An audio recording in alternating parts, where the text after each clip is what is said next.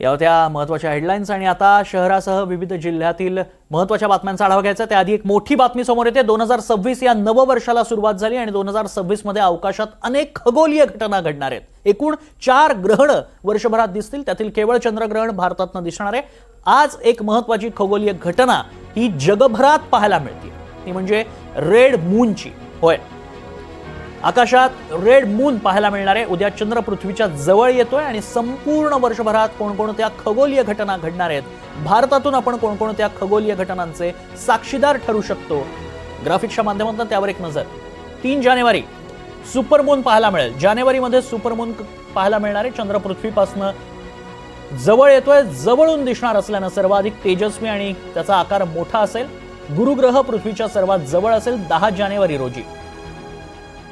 10 जानेवारीलाच विरुद्ध दिशेनं पाहायला मिळेल ही घटना. 10 जानेवारी रोजी संध्याकाळी चंद्र पूर्वेला उगवेल. 10 जानेवारी रोजी मध्यरात्री थेट आकाशात हे चित्र पाहायला मिळेल.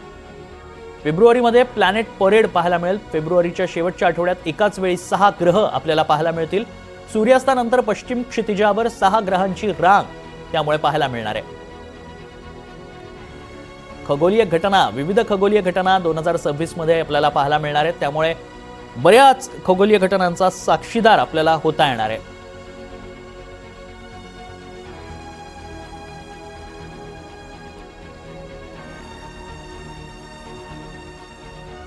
दोन 2026 मधलं पहिलं चंद्रग्रहण पाहायला मिळणार आहे.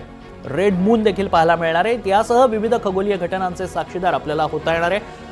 पृथ्वीच्या जवळ चंद्र येणार आहे, त्यामुळे त्याचा आकार अधिक मोठा पाहायला मिळेल आणि तो स्पष्ट दिसेल, भव्य दिसेल.